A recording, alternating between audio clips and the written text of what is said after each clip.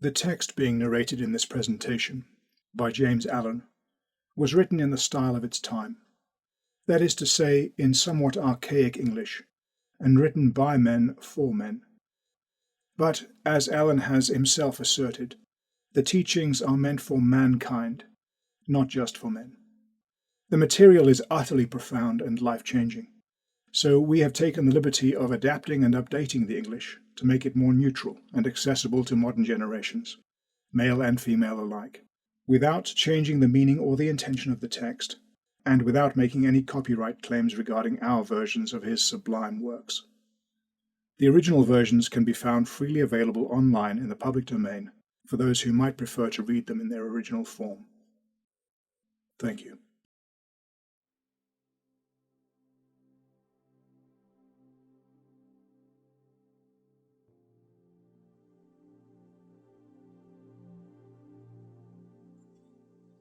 Out from the Heart by James Allen. Foreword. Confucius said, "The perfecting of yourself is the fundamental base of all progress and all moral development." A maxim as profound and comprehensive as it is simple, practical and uninvolved. For there is no surer way to knowledge, nor no better way to help the world than perfecting yourself.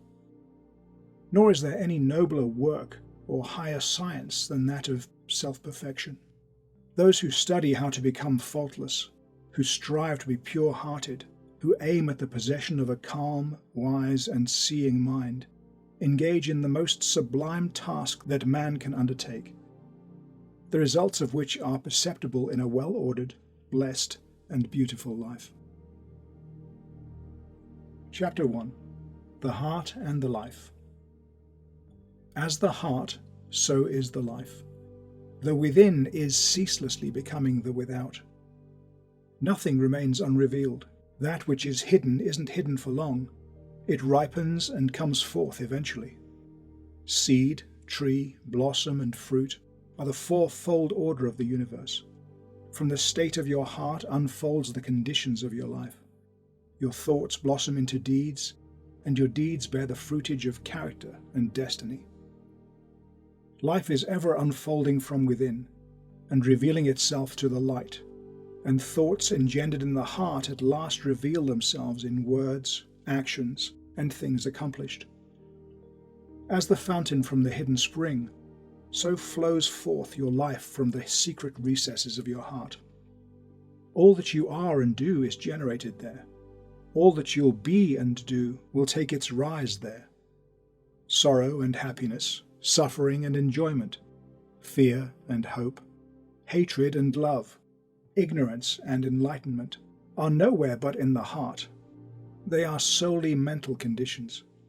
You are the keeper of your heart, the watcher of your mind, the solitary guard of your citadel of life. As such, you can be diligent or negligent. You can keep your heart more and more carefully. You can more strenuously watch and purify your mind, and you can guard against the thinking of unrighteous thoughts. This is the way of enlightenment and bliss. On the other hand, you can live loosely and carelessly, neglecting the supreme task of rightfully ordering your life. This is the way of self-delusion and suffering. Realize that life in its totality proceeds from the mind, and see the way of blessedness is opened up to you. For you will then discover that you possess the power to rule your mind and to fashion it in accordance with your ideal. So will you elect to strongly and steadfastly walk those pathways of thought and action which are altogether excellent. To you, life will become beautiful and sacred, and sooner or later, you'll set out to fight all evil, confusion, and suffering. For it's impossible for those who guard the gateway of their hearts with unwearying diligence to fall short of liberation, enlightenment, and peace. Chapter 2. The Nature and Power of Mind. Mind is the arbiter of life. It's the creator and shaper of conditions, and the recipient of its own results. It contains within itself both the power to create illusion and to perceive reality. Mind is the infallible weaver of destiny. Thought is the thread, good and evil deeds are the warp and woof or foundation, and the web woven upon the loom of life is character. Mind clothes itself in garments of its own making. You, as a mental being, possess all the powers of mind and are furnished with unlimited choice. You learn by experience, and you can accelerate or retard your experience. You aren't arbitrarily bound at any point, but you have bound yourself at many points, and having bound yourself, you can, when you choose, liberate yourself. You can become bestial or pure, ignorant or noble, foolish or wise, just as you choose. You can, by recurring practice, form habits, and you can, by renewed effort, break them off. You can surround yourself with illusions until truth is completely lost, and you can destroy each of those illusions until truth is entirely recovered. Your possibilities are endless. Your freedom is complete. It's the nature of mind to create its own conditions, and to choose the states in which it shall dwell. It also has the power to alter any condition, to abandon any state. This it's continually doing as it gathers knowledge of state after state, by repeated choice and exhaustive experience. Inward processes of thought make up the sum of character and life. You can modify and alter these processes by bringing will and effort to bear upon them. The bonds of habit, impotence, and sin or ignorance are self-made and can only be destroyed by yourself. They exist nowhere but in your mind, and although they are directly related to outward things, they have no real existence in those things. The outer is molded and animated by the inner, and never the inner by the outer. Temptation doesn't arise in the outer object, but in the lust of the mind for that object. Nor do sorrow and suffering belong by nature to the external things and happenings of life, but in an undisciplined attitude of mind towards those things and happenings. The mind that is disciplined by purity and fortified by wisdom avoids all those lusts and desires which are inseparably bound up with affliction, and so arrives at enlightenment and peace. To condemn others as evil and to curse at outside conditions as the source of evil increases and doesn't lessen the world's suffering and unrest. The outer is but the shadow and the effect of the inner. And when the heart is pure, all outward things are pure. All growth and life is from within, outward. All decay and death is from without, inward. This is the universal law. All evolution proceeds from within. All adjustment must take place within. Those who cease to strive against others and employ their powers in the transformation, regeneration, and development of their own minds conserve their energies and preserve themselves. And as they succeed in harmonizing their own minds, they lead others by consideration and charity into a like blessed state. The way of enlightenment and peace isn't gained by assuming authority and guidance over other minds, but by exercising a lawful authority over your own mind, and by guiding yourself in pathways of steadfast and lofty virtue. Your life proceeds from your heart and your mind. You've compounded that mind by your own thoughts and deeds. It's within your power to refashion that mind by your choice of thought. In this manner, you can transform your life. Let's see how this is to be done. Chapter 3. Formation of Habit. Every established mental condition is an acquired habit, and it has become such by continuous repetition of thought. Despondency and cheerfulness, anger and calmness, covetousness and generosity, indeed all states of mind, are habits built up by choice, until they've become automatic or unconscious. A thought constantly repeated eventually becomes a fixed habit of the mind, and from such habits proceeds your life.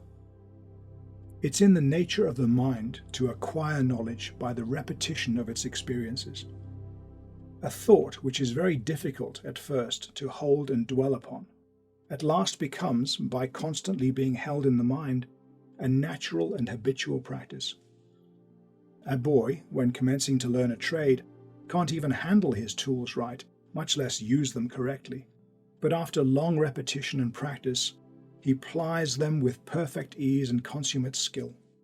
Likewise, a state of mind, at first apparently incapable of realization, is, by perseverance and practice, at last acquired and built into the character as a natural and spontaneous condition.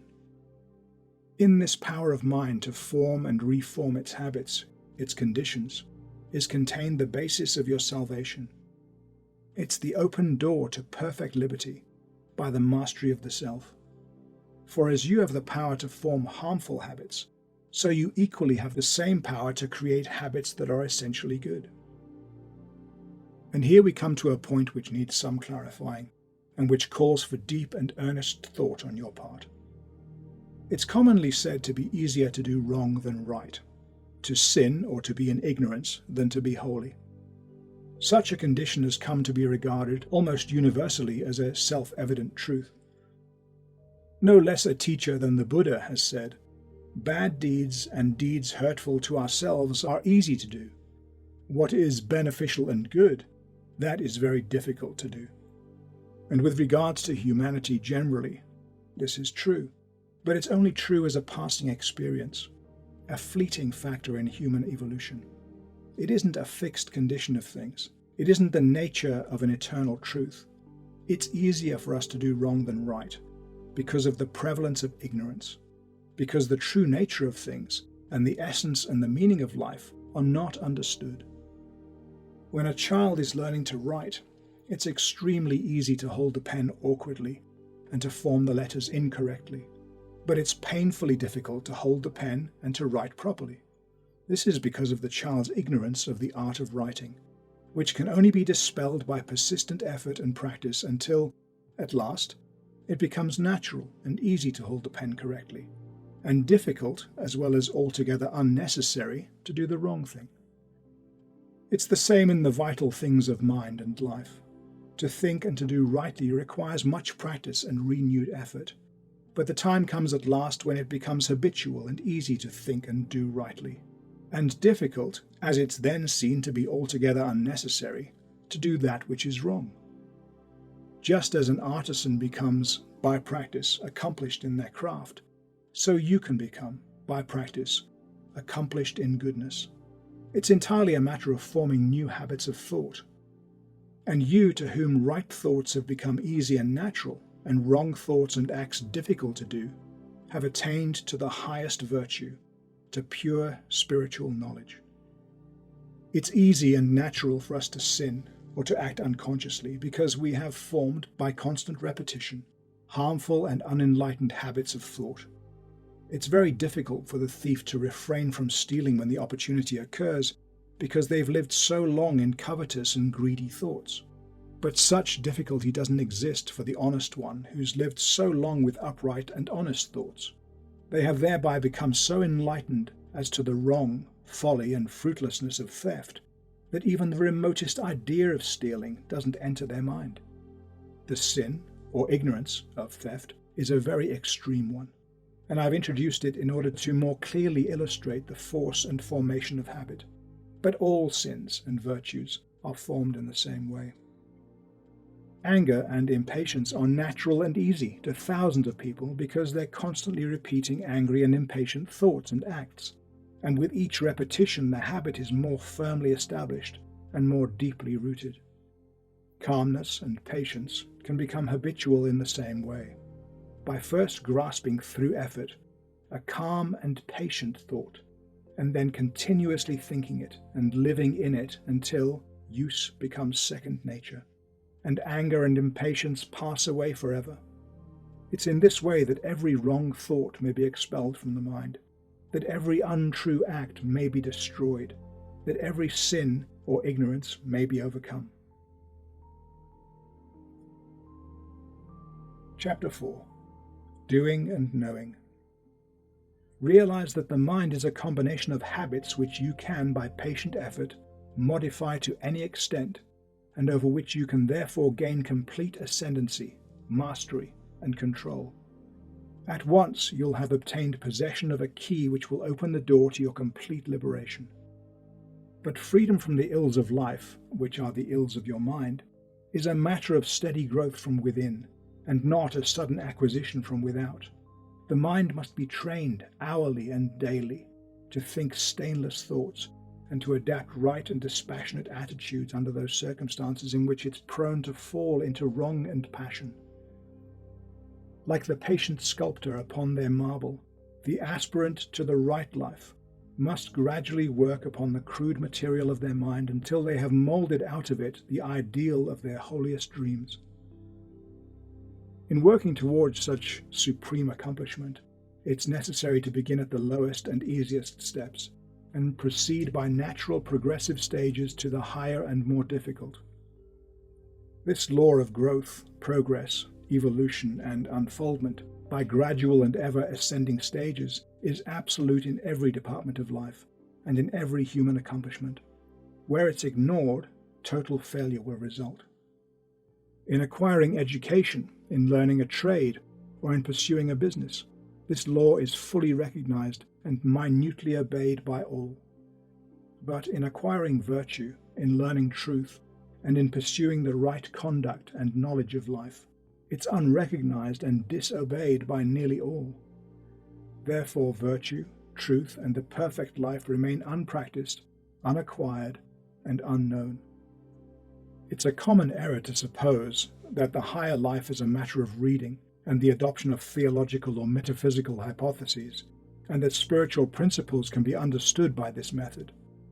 The higher life is higher living in thought, word, and deed, and the knowledge of those spiritual principles which are eminent in mankind and in the universe can only be acquired after long discipline in the pursuit and practice of virtue. The lesser must be thoroughly grasped and understood before the greater can be known. Practice always precedes real knowledge. The teacher never attempts to teach their pupils the abstract principles of mathematics at the start. They know that such a method of teaching would be fruitless and learning impossible. They first place before the pupil a simple sum, and, having explained it, leaves them to do it. When, after repeated failures and ever-renewed effort, they've succeeded in doing it correctly, a more difficult task is set before them, and then another, and another. It isn't until the pupils have, through many years of diligent application, mastered all the lessons in arithmetic that the teacher attempts to unfold to them the underlying mathematical principles. In learning a trade, say that of a mechanic, a boy isn't at first taught the principles of mechanics, but a simple tool is put in his hand, and he's told how rightly to use it. He's then left to do it by effort and practice. As he succeeds in plying his tools correctly, more and more difficult tasks are set before him, until after several years of successful practice, he's prepared to study and grasp the principles of mechanics. In a properly governed household, the child is first taught to be obedient and to conduct themselves properly under all circumstances. The child isn't even told why they must do this, but is commanded to do it. Only after they've far succeeded in doing what is right and proper are they told why they should do it. No father should attempt to teach their child the principles of ethics before exacting from them the practice of family duty and social virtue. Therefore, practice ever comes before knowledge, even in the ordinary things of the world. And in spiritual things, in the living of the higher life, this law is rigid in its demands. Virtue can only be known by doing, and the knowledge of truth can only be arrived at by perfecting oneself in the practice of virtue. To be complete in the practice and acquisition of virtue is to be complete in the knowledge of truth. Truth can only be arrived at by daily and hourly doing the lessons of virtue, beginning with the simplest and passing on to the more difficult. A child patiently and obediently learns their lessons at school by constantly practicing, ever exerting themselves until all failures and difficulties are surmounted. Likewise does the child of truth, undaunted by failure and made stronger by difficulties, apply themselves to right doing in thought and action. As you succeed in acquiring virtue, your mind unfolds itself in the knowledge of truth, and it's a knowledge in which you can rest securely. Chapter 5. First Steps in the Higher Life. Seeing that the path of virtue is the path of knowledge, and that before all embracing principles of truth can be comprehended, perfection in the more lowly steps must be acquired. How then must a disciple of truth begin? How will one who aspires to the righting of their mind and the purification of their heart, that heart which is the foundation and repository of all the issues of life, learn the lessons of virtue? How do you therefore build yourself up in strength of knowledge, destroying ignorance and the anguish of life? What are the first lessons, the first steps? How are they learned? How are they practiced? How are they mastered and understood? The first lessons consist in overcoming those wrong mental conditions which are most easily eradicated, and which are the common barriers to spiritual progress, as well as in practicing the simple domestic and social virtues. You'll be better aided if I group and classify the first 10 steps in 3 lessons as follows. Vices of the body to be overcome and eradicated. First lesson, discipline of the body. First step, idleness, laziness, or inactivity. Second step, self-indulgence or gluttony. Second lesson, discipline of speech.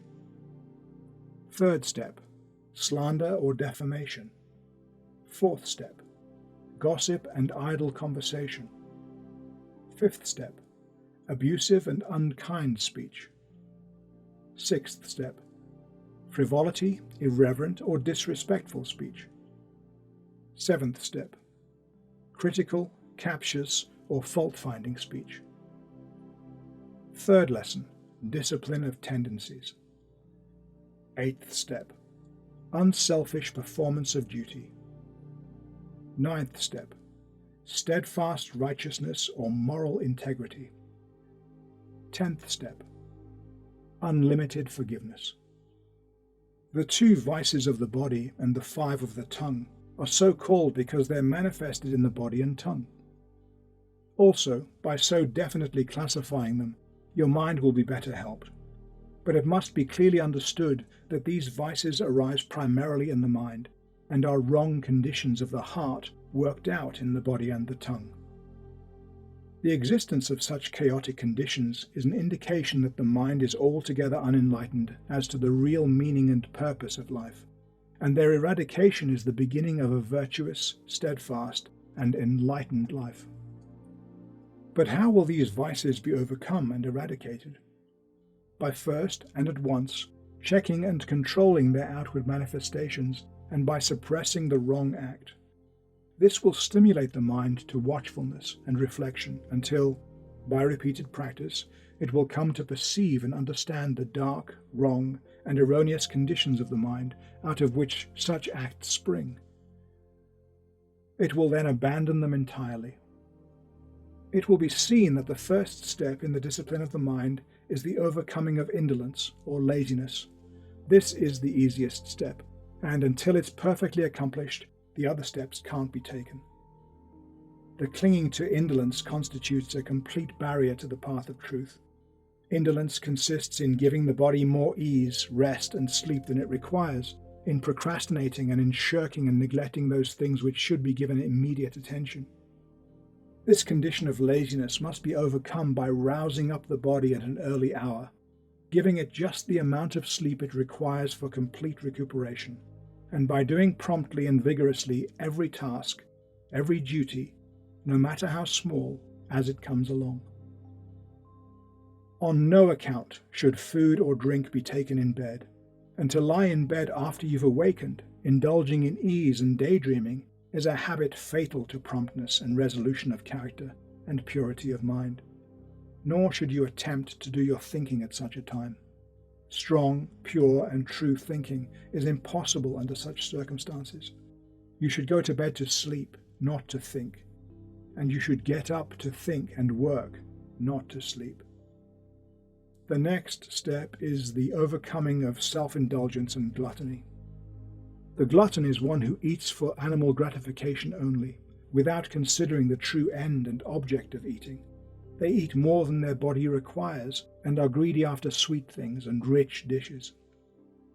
Such undisciplined desire can only be overcome by reducing the quantity of food eaten and the number of meals per day, and by resorting to a simple and uninvolved diet. Regular hours should be set apart for meals, and eating at other times should be rigidly avoided. Suppers should be abolished, as they are altogether unnecessary, and promote heavy sleep and cloudiness of mind. The pursuit of such a method of discipline will rapidly bring the once ungoverned appetite under control, and as sensual self-indulgence is taken out of the mind, the right selection of foods will be instinctively and infallibly adapted to the purified mental condition. It should be well held in mind that a change of heart is the needful thing, and that any change of diet which doesn't promote this end is futile. When you eat for enjoyment, you are gluttonous. The heart must be purified of all sensual craving and gustatory lust.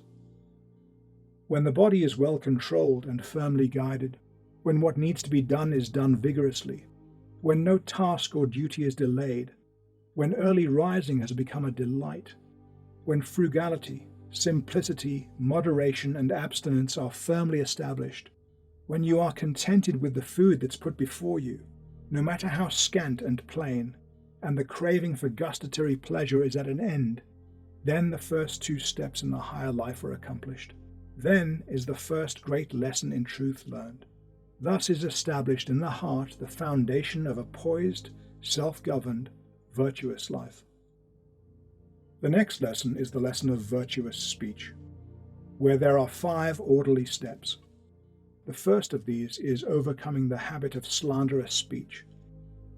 Slander consists of inventing or repeating unkind and evil reports about others, in exposing and magnifying the faults of others or of absent friends, and in introducing unworthy insinuations. The elements of thoughtlessness, cruelty, insincerity, and untruthfulness enter into every slanderous act. Those of you who aim at the living of the righteous life will begin to stop the cruel word of slander before it's gone forth from your lips. You'll then check and eliminate the insincere thought which gave rise to it. You'll watch that you don't vilify or defame anyone. You'll refrain from disparaging, defaming, and condemning the absent friend whose face you've so recently smiled into or kissed, or whose hand you've shaken. You will not say of another anything you wouldn't dare say to their face, thereby coming eventually to thinking sacredly of the character and reputation of others. You'll destroy those wrong conditions of mind which give rise to slander. The next step is the overcoming of gossip and idle conversation. Idle speech consists in talking about the private affairs of others, in talking merely to pass away the time, and in engaging in aimless and irrelevant conversation. Such an ungoverned condition of speech is the outcome of a poorly managed mind. Being of virtue, you'll bridle your tongue, and so learn how rightly to govern the mind. You'll not let your tongue run idly and foolishly, but will make your speech strong and pure, and will either talk with a purpose or remain silent. Abusive and unkind speech is the next vice to overcome. Those who abuse and accuse others have wandered far from the right way. To hurl hard words and names at others is to sink deeply into foolishness.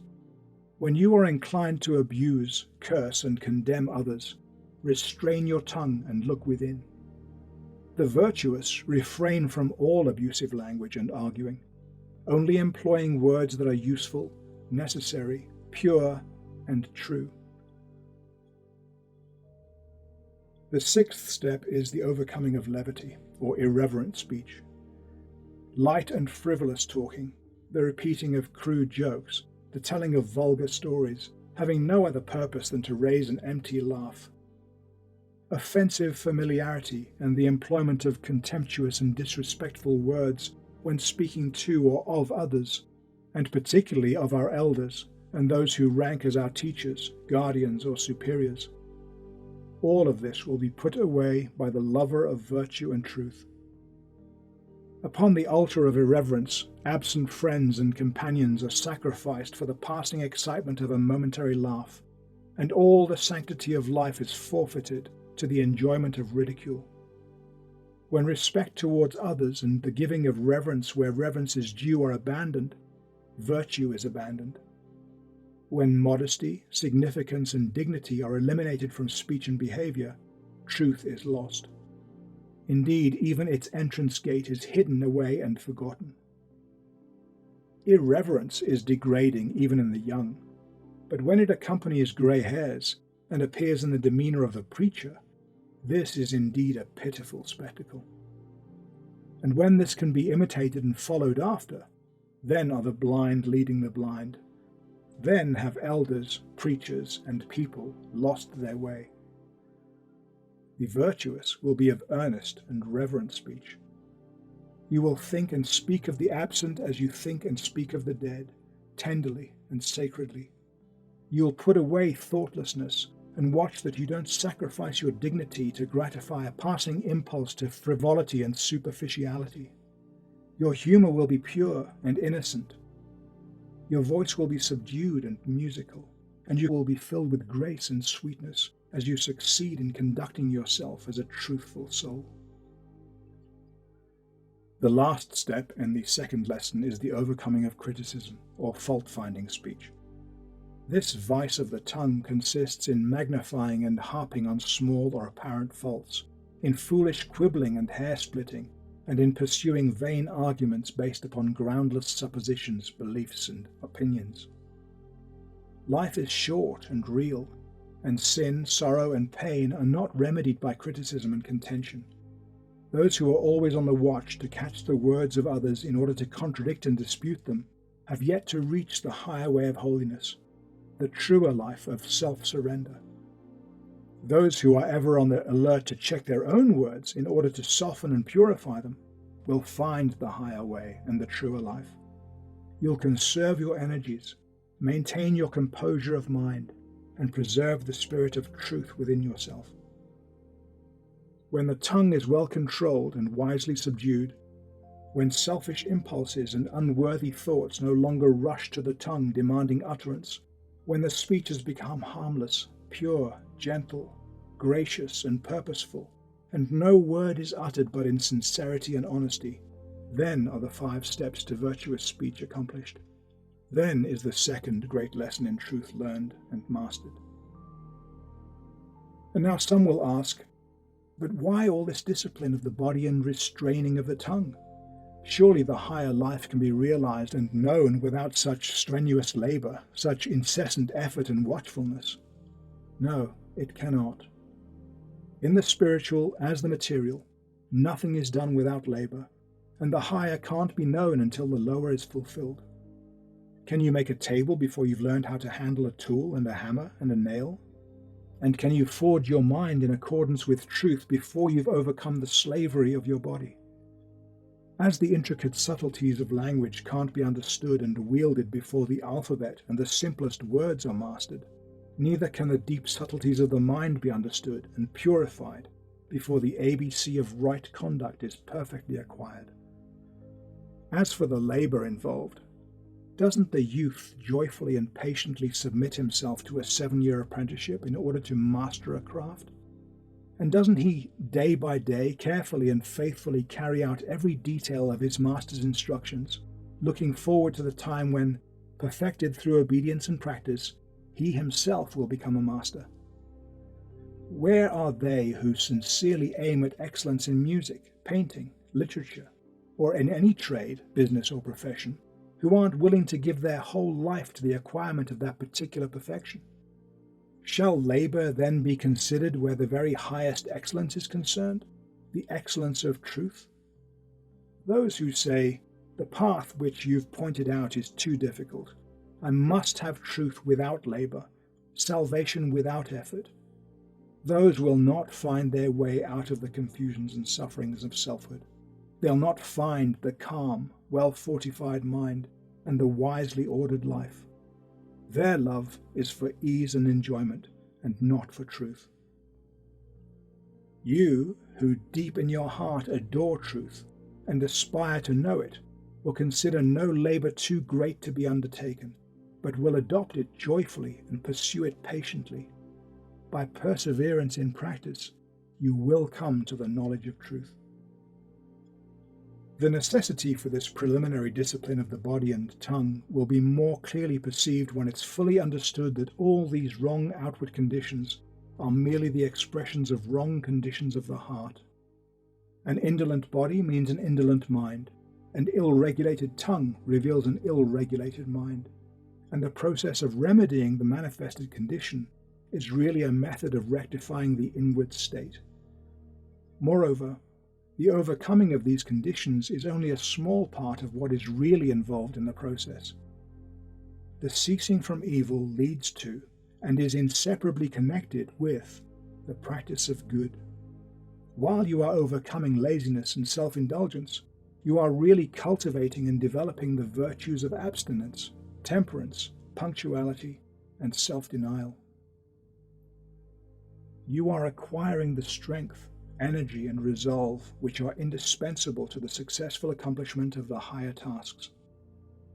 While you're overcoming the vices of speech, you're developing the virtues of truthfulness, sincerity, reverence, kindliness, and self-control, and are gaining that mental steadiness and fixedness of purpose without which the more remote subtleties of the mind can't be regulated, and the higher stages of conduct and enlightenment can't be reached. Also, as you have to do right, your knowledge deepens and your insight is intensified. Just as a child's heart is glad when a school task is mastered, so with each victory achieved, those of virtue experience a bliss which the seeker after pleasure and excitement can never know. And we now come to the third lesson in the higher life, which consists of practicing and mastering in your daily life 3 great fundamental virtues. 1. Unselfish performance of duty. 2. Unswerving rectitude, or moral integrity. 3. Unlimited forgiveness. Having prepared the mind by overcoming the more surface and chaotic conditions mentioned in the first 2 lessons, the striver after virtue and truth is now ready to enter upon greater and more difficult tasks, and to control and purify the deeper motives of the heart. Without the right performance of duty, the higher virtues can't be known, and truth can't be apprehended. Duty is generally regarded as a tedious labour, a compulsory something which must be toiled through or be in some way avoided. This way of regarding duty proceeds from a selfish condition of mind and a wrong understanding of life.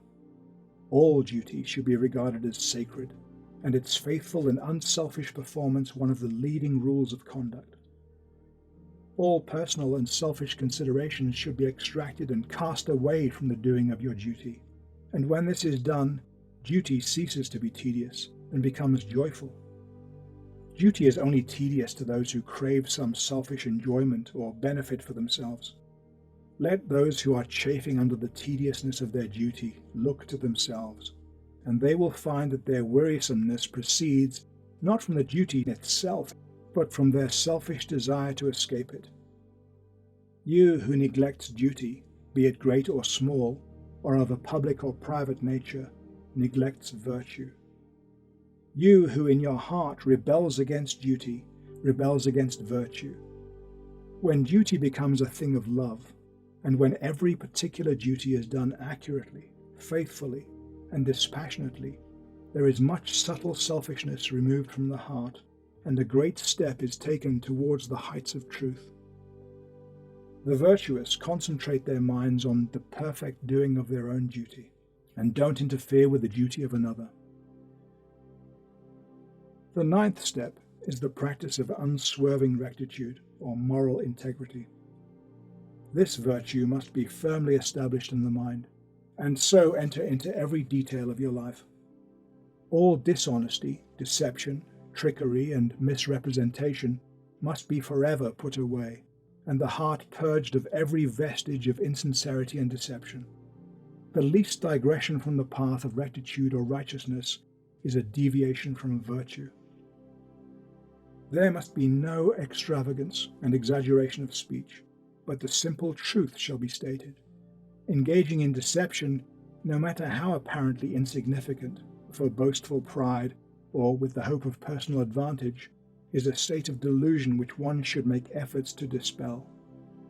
It's demanded of the virtuous that you shall not only practice the most rigid honesty in thought, word, and deed, but that you shall be exact in your statements, omitting and adding nothing to the actual truth. In so shaping your mind to the principle of rectitude or moral integrity, you'll gradually come to deal with people and things in a just and impartial spirit, considering equity before yourself, and viewing all things with freedom from personal bias, passion, and prejudice. When the virtue of rectitude is fully practiced and comprehended, so that all temptation to untruthfulness and insincerity is ceased, then is the heart made purer and nobler. Then is character strengthened, and knowledge enlarged, and life takes on a new meaning and a new power. Thus is the 9th step accomplished. The 10th step is the practice of unlimited forgiveness. This consists in overcoming the sense of injury which springs from vanity, selfishness, and pride, and in exercising disinterested charity and large-heartedness towards all. Spite, retaliation, and revenge are so utterly ignoble, so base, and so small and foolish as to be altogether unworthy of being noticed or harboured. No one who fosters such conditions in their heart can lift themselves above folly and suffering and guide their lives rightly. Only by casting them away and ceasing to be moved by them can your eyes be opened to the true way of life. Only by developing a forgiving and charitable spirit can you hope to approach and perceive the strength and beauty of a well-ordered life. In the heart of the strongly virtuous, no feeling of personal injury can arise. They have put away all retaliation and have no enemies. If others should regard themselves as your enemies, you'll regard them kindly, understanding their ignorance and making full allowance for it. When this state of heart is arrived at, then the 10th step in the discipline of your self-seeking inclinations is accomplished. Then the 3rd great lesson in virtue and knowledge is learned and mastered. Having laid down the first 10 steps and 3 lessons in right doing and right knowing, I leave those of you who are prepared for them to learn and master them in your everyday life. There is, of course, a still higher discipline of the body, a more far-reaching discipline of the tongue, and greater, more all-embracing virtues to acquire and understand before the highest state of bliss and knowledge can be grasped. But it isn't my purpose to deal with them here. I have fleshed out only the first and easiest lessons on the higher path, and by the time these are thoroughly mastered, the reader will have become so purified, strengthened, and enlightened that your future progress will be obvious.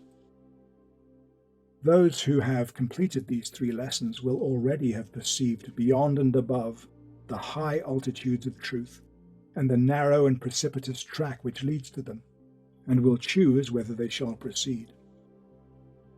The straight path which I have laid out can be pursued by all with greater profit to themselves and to the world, and even those who don't aspire to the attainment of truth will develop a greater intellectual and moral strength, finer judgment, and deeper peace of mind by perfecting themselves on this path. Nor will their material prosperity suffer by this change of heart. No, it will become truer, purer, and more enduring.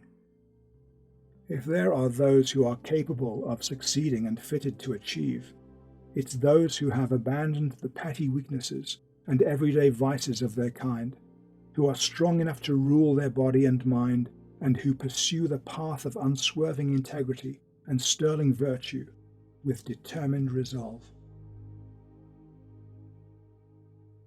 Chapter 6. Mental Conditions and Their Effects.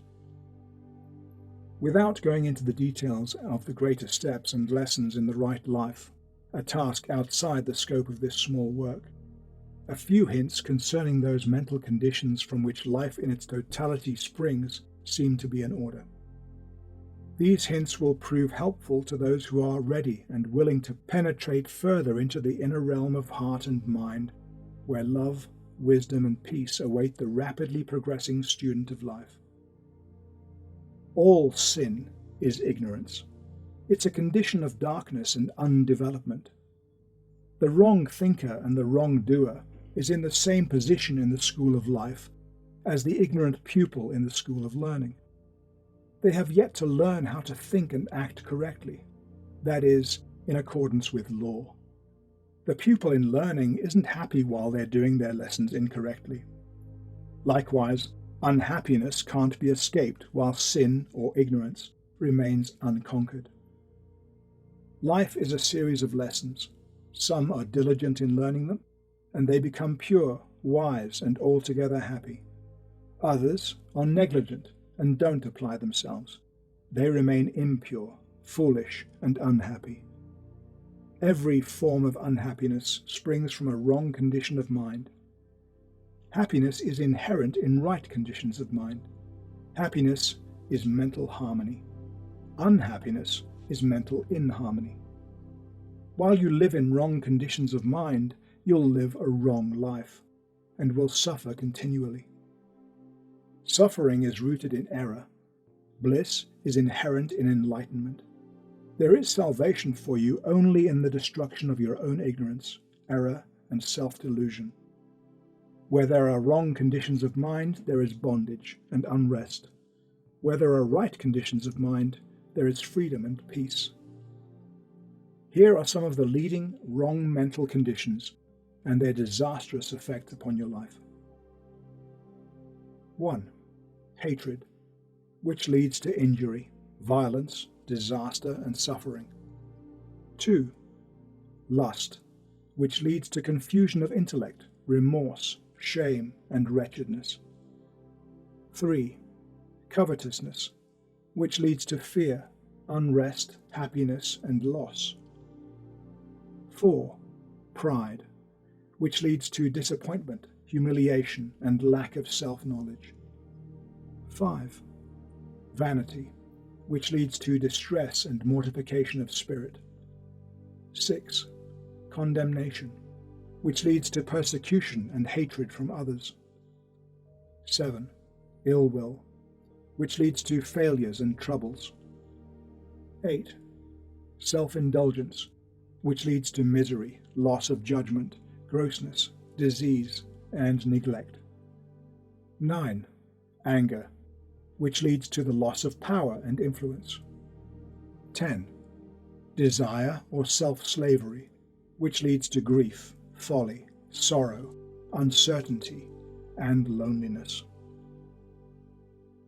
The above wrong conditions of mind are merely negations. They're states of darkness and deprivation, and not of positive power. Evil isn't a power, it's ignorance and misuse of good. The haters are those who've failed to learn the lesson of love correctly, and they suffer in consequence. When they succeed in doing it rightly, their hatred will have disappeared, and they'll see and understand the darkness and impotence of hatred. This is the case with every wrong condition. The following are some of the more important right mental conditions and their beneficial effects upon your life. 1. Love, which leads to gentle conditions, bliss, and blessedness. 2. Purity, which leads to intellectual clearness, joy, invincible confidence. 3. Selflessness, which leads to courage, satisfaction, happiness, and abundance. 4. Humility, which leads to calmness, restfulness, knowledge of truth. 5. Gentleness, which leads to emotional equilibrium, contentment under all circumstances. 6. Compassion, which leads to protection, love, and reverence from others. 7. Goodwill, which leads to gladness and success. 8. Self-control, which leads to peace of mind, true judgment, refinement, health, and honor. 9. Patience, which leads to mental power, far-reaching influence. 10. Self-conquest, which leads to enlightenment, wisdom, insight, and profound peace. The above right conditions of mind are states of positive power, light, joyful possession, and knowledge. The virtuous know. They have learned to do their lessons correctly, and thereby understand the exact proportions which make up the sum of life. They are enlightened, and they know good and evil. They are supremely happy, doing only that which is divinely right. Those who are involved in the wrong conditions of mind don't know. They are ignorant of good and evil, ignorant of themselves, ignorant of the inward causes which make their lives. They are unhappy and believe other people are entirely the cause of their unhappiness. They work blindly and live in darkness, seeing no central purpose in existence and no orderly and lawful sequence in the course of things. You who aspire to the attainment of the higher life in its completion, who would perceive with unveiled vision the true order of things and the meaning of life, abandon all the wrong conditions of your heart and persevere unceasingly in the practice of good. If you suffer or doubt or are unhappy, search within until you find the cause, and having found it, cast it away. So guard and purify your heart that every day less of evil and more of good will pour from you. So you'll daily become stronger, nobler, and wiser. So will your blessedness increase, and the light of truth, growing ever brighter and brighter within you, will dispel all gloom and illuminate your pathway. Chapter 6. Exhortation. Disciples of truth, lovers of virtue, seekers of wisdom, you also who are sorrow-stricken, knowing the emptiness of the self-life, and who aspire to the life that is supremely beautiful and serenely joyful, take now yourselves in hand, enter the door of discipline, and know the better life. Put away self-delusion, behold yourself as you are, and see the path of virtue as it is. There is no lazy way to truth. You who would stand upon the mountain's summit must strenuously climb, and must rest only to gather strength. But if the climbing is less glorious than the cloudless summit, it's still glorious. Discipline in itself is beautiful, and the end result of discipline is sweet. Rise early and meditate. Begin each day with a conquered body and a mind fortified against error and weakness. Temptation will never be overcome by unprepared fighting. The mind must be armed and arranged in the silent hour. It must be trained to perceive, to know, to understand. Sin and temptation disappear when right understanding is developed. Right understanding is reached through unabated discipline. Truth cannot be reached but through discipline. Patience will increase by effort and practice, and patience will make discipline beautiful. Discipline is tedious to the impatient and the lovers of self, so they avoid it and continue to live loosely and confusedly. Discipline isn't tedious to the lover of truth, and you'll find the infinite patience which can wait, work, and overcome. Just as the joy of the gardener who sees their flowers develop day by day, so is the joy of the disciplined, who see the divine flowers of purity, wisdom, compassion, and love grow within their hearts. The undisciplined can't escape sorrow and pain. Their minds fall weak and helpless before the fierce onslaught of passion. Arrange your mind well, then, lover of truth. Be watchful and thoughtful and resolute. Your salvation is at hand. Your readiness and effort are all that are needed. If you fail 10 times, don't be disheartened. If you should fail 100 times, rise up and pursue your way. If you should fail 1,000 times, do not despair. When the right path is entered, success is sure if the path isn't utterly abandoned. First strife, then victory. First labor, and then rest. First weakness, and then strength. In the beginning the lower life, and the glare and confusion of battle, and at the end the life beautiful, the silence and the peace. All common things, each day's events, that with the hour begin and end, our pleasures and our discontents, are rounds by which we may ascend. We have not wings, we cannot soar, but we have feet to scale and climb.